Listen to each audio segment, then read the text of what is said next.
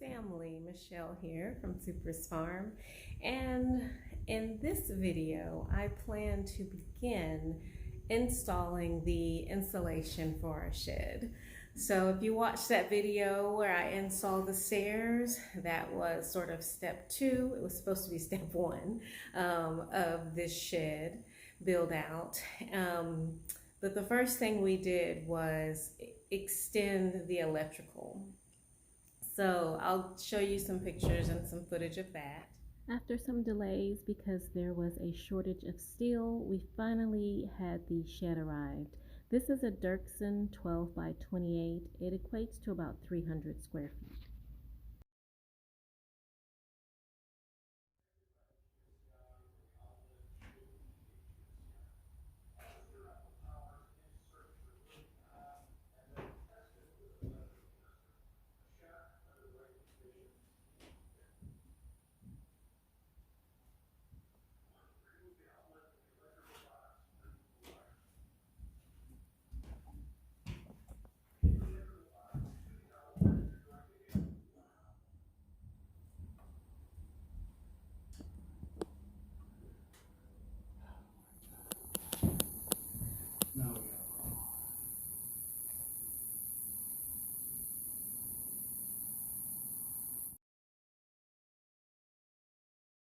I hope to get the insulation installed. I don't know if I'll get to drywall, hopefully by the end of the year. And then I can really start working in the shed. So anyway, thanks for joining. Don't forget, I am not an expert. Anything I do on my channel, I'm not an expert.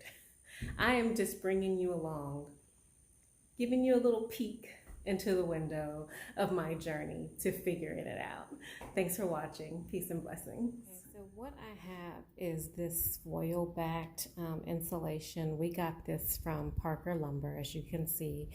And from the research that I've been doing, I've been trying to figure out like what side do I put the foil on whenever I install them here in between the 2x4s.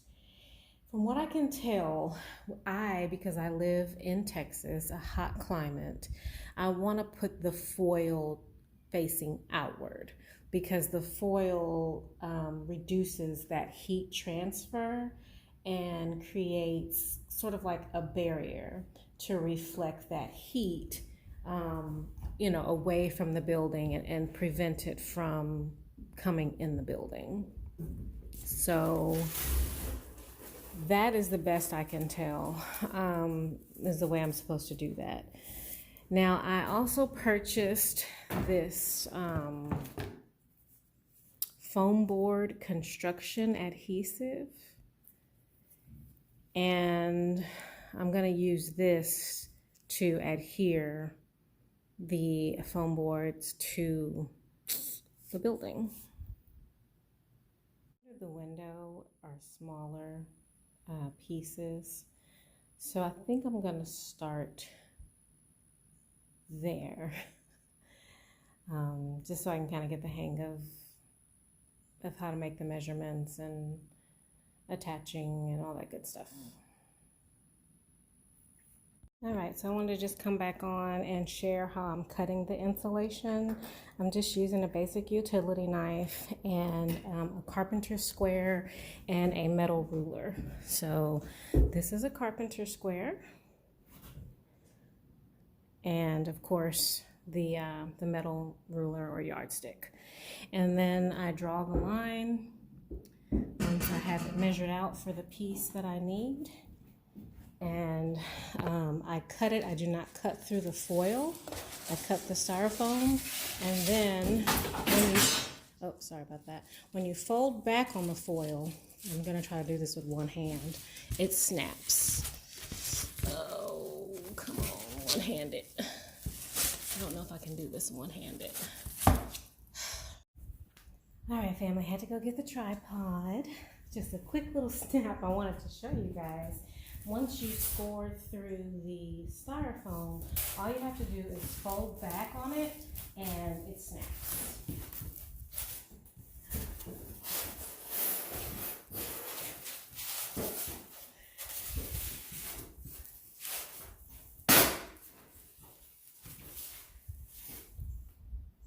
first time that happened.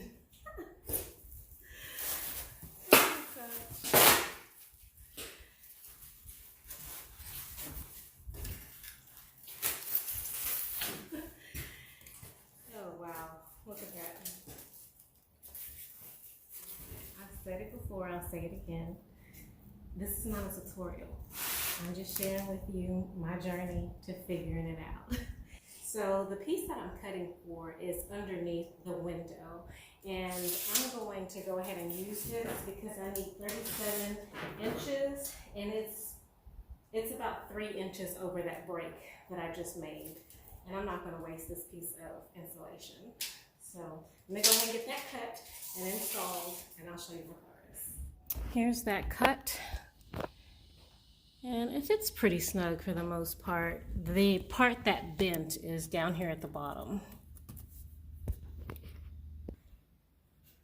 And here are the previous 2 cuts. The one on the left is a little bit too small, but we're gonna let it rock. If I have some spare pieces at the end, I may go in and stick them in or put some spray foam or something later. I haven't used the adhesive for these pieces yet. I want to get them all cut and fit, and then I'll come back and glue them. These insulation boards are 8 feet long, and the height of my walls is 89 inches. So 8 feet is 96 inches. What I'm doing to measure the board out, so then all I need to do is cut the width for each individual panel, is just subtract that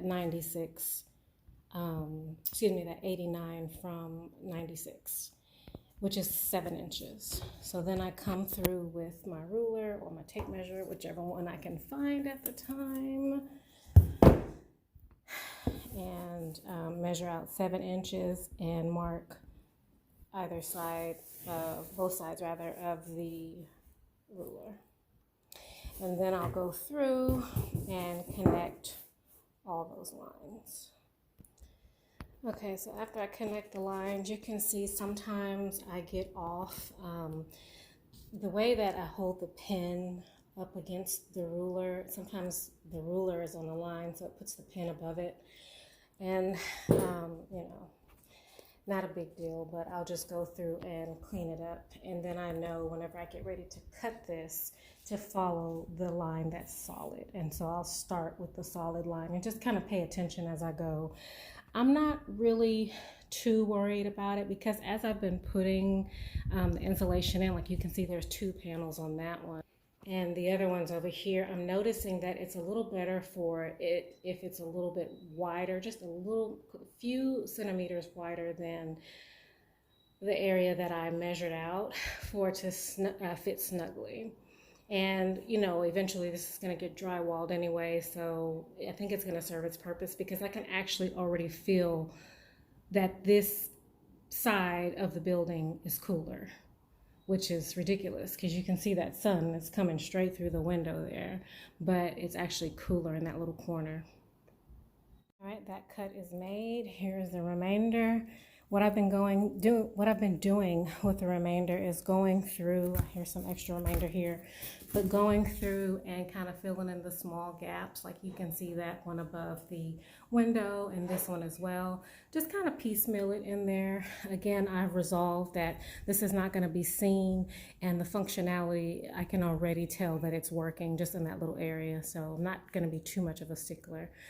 So then what I'll do is go through and cut the width, like I said, for each of these panels and keep it moving. All right, end of day 2.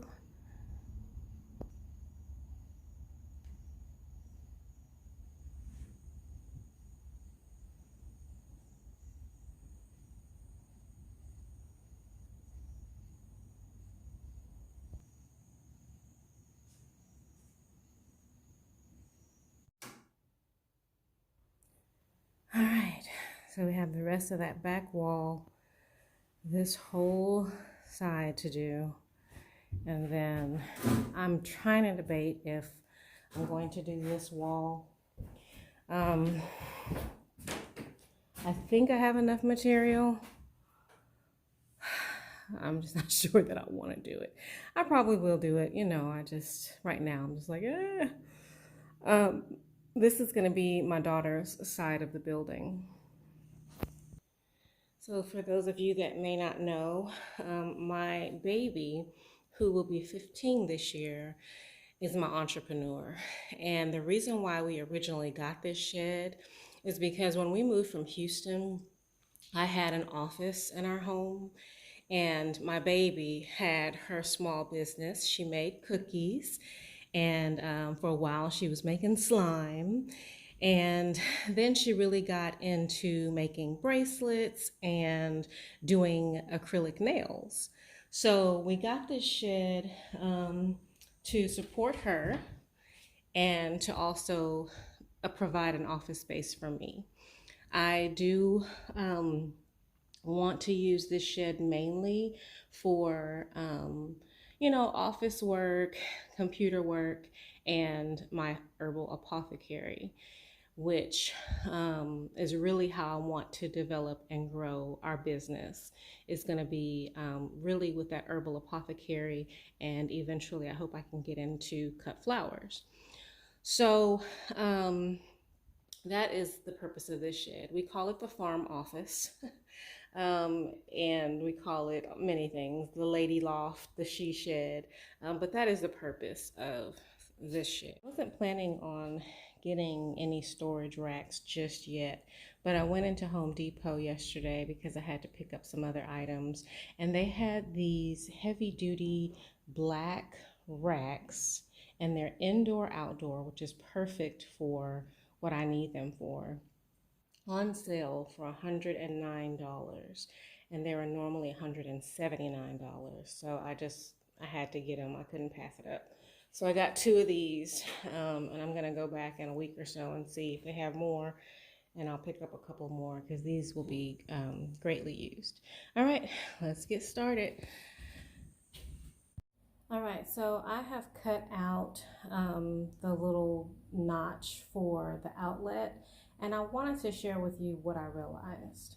Okay, so you can see here how big the opening is. It's because when I traced out the size of the outlet face, or whatever you call that, I can't remember, it creates a too big a square because the box is smaller than the faceplate. So on this one, you can see I just cut this insulation board big enough to go around the panel. And I used 2 insulation here and just kind of use some of my scraps. So I have a couple of panels that are like this. I'll come through and maybe either tape those seams or add some caulking. Okay, so what I did was just line up the foam board and kind of put it behind that faceplate there, and then traced it and then cut it out. I had some trouble getting the foam board in behind these wires, and I actually broke the board a little bit right here, which is fine. Again, I'll go through, maybe tape that up. But I had to cut about 1 inch off of this insulation panel because of the wires here. But you can see I got the insulation around the electrical faceplate there. Okay. The foam board is pretty easy to work with, but it does make a mess. So I've been trying to sweep up, as I go, but we'll just have to take, a shop vac or something and do the fine cleaning once we're all done.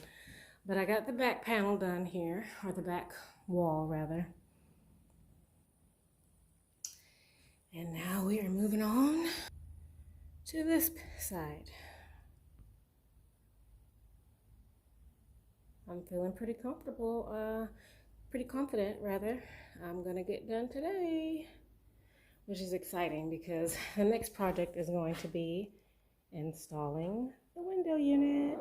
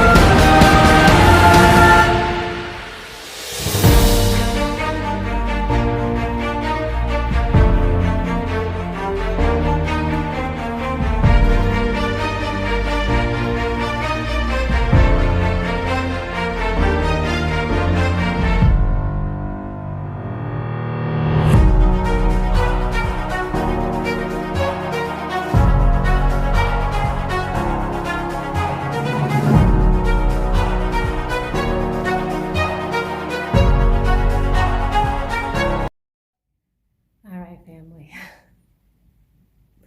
I'm done. I am very sweaty.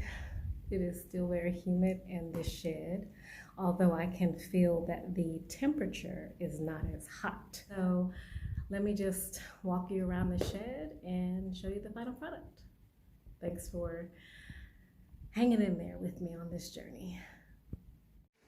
It did take me 3 days, but I wouldn't even call it 3 days. I would say a full weekend, because the first 2 panels under that window, those are the only 2 that I cut on day 1, just to kind of get a feel of, what was all involved.